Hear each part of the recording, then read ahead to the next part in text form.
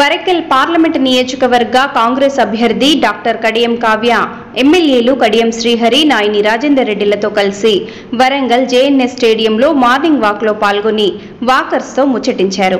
అక్కడికి వచ్చిన చిన్నారులను ఆప్యాయంగా పలకరించారు. అక్కడి ఇండోర్ స్టేడియంలో క్రీడాకారులతో షటిల్ ఆడారు. అనంతరం బాలసముద్రంలోని కూరగాయల మార్కెట్లో పండ్లు కూరగాయలు అమ్మే రైతులు వ్యాపారులతో మాట్లాడి రాబోయే ఎన్నికలలో కాంగ్రెస్ పార్టీ హస్తం గుర్తుకు ఓటేసి తనను గెలిపించాలని కోరారు. అక్కడ ఉన్న వారంతా కడియం కావ్యాన్ని పలకరించి మద్దతు ప్రకటించారు. ఈ సందర్భంగా ఆమె మాట్లాడుతూ కాంగ్రెస్ పార్టీ అంటేనే అభివృద్ధి సంక్షేమానికి మారుపేరని తెలిపారు. ఇప్పటికే తెలంగాణలో ముఖ్యమంత్రి రేవంత్ రెడ్డి సారథ్యంలో ప్రజాపాలన అందుబాటులోకి వచ్చిందని, కేంద్రంలోనూ రాహుల్ గాంధీ సారథ్యంలో దేశ ప్రజలకు మంచి పాలన అందునుందని చెప్పారు. కాంగ్రెస్ అభ్యర్థిగా మీ ముందుకు వచ్చానని, నాకు మీ అందరూ మద్దతిచ్చి మనందరి గెలుపు కోసం చెయ్యి గుర్తుకు ఓటేయాలని కోరారు.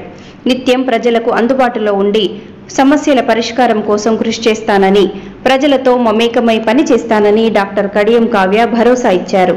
కార్యక్రమంలో నేతలు అజీజ్ ఖాన్, నలుబుల సతీష్, వీరగంటి రవీందర్, విష్ణు, కార్తిక్ తదితరులు పాల్గొన్నారు.